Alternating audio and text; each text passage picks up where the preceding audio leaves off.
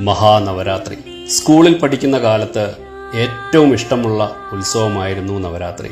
പ്രധാന കാരണം മുഴുവൻ സമയമിരുന്ന് പഠിക്കുന്നവർ പോലും കളിക്കാൻ വരുന്ന ദിവസമാണെന്ന്. ഗ്രന്ഥം വെച്ചു കഴിഞ്ഞാൽ പിന്നെ ഒരു പുസ്തകവും കൈകൊണ്ട് തൊടാൻ പാടില്ല. എന്തു മനോഹരമായ ആചാരങ്ങൾ! നമ്മൾ ഉപയോഗിക്കുന്ന പുസ്തകം, വാദ്യോപകരണങ്ങൾ, പണിയായുധങ്ങൾ ഇവയെല്ലാം പൂജിക്കുന്ന ദിവസം. ഇവയിലൊക്കെ ദൈവത്തിനെ കാണുന്ന സംസ്കാരം.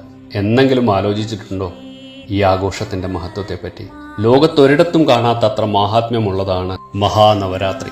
അതിൽ ഏറ്റവും പ്രധാന കാരണം പ്രകൃതിയെ, അതായത് പ്രകൃതിയുടെ പ്രതിരൂപമായ സ്ത്രീത്വത്തെ ആരാധിക്കുന്ന 9 ദിവസങ്ങളാണ് മഹാനവരാത്രി. ഒരു സ്ത്രീയുടെ ജീവിതത്തിലെ 9 അവസ്ഥകളെയാണ് 9 ദിവസങ്ങളായി ആരാധിക്കുന്നത്. ചെറിയ പെൺകുട്ടി മുതൽ ആർത്തവ വിരാമം കഴിഞ്ഞ് പൂർണ്ണതയിലെത്തുന്ന ഒരു സ്ത്രീയുടെ വിവിധ ഘട്ടങ്ങളാണ് നവരാത്രിയിൽ ആരാധിക്കുന്നത്. ഒന്നാമത്തെ ദിവസം കൊച്ചു പെൺകുട്ടിയായ ശൈലപുത്രിയെ ആരാധിക്കുന്നു. ഒന്നാമത്തെ ദിവസം ബാല്യം, വിശുദ്ധി, നിർമ്മലത എന്നീ ഭാവങ്ങളാണ് ശൈലപുത്രിക്കുള്ളത്.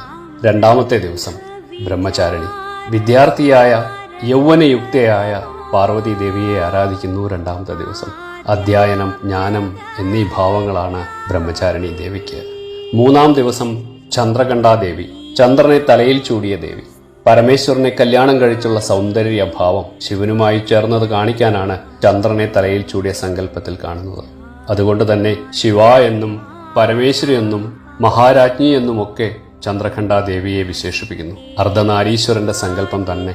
മൂന്നാമത്തെ ദിവസം സൗന്ദര്യം എന്ന ഭാവത്തിൽ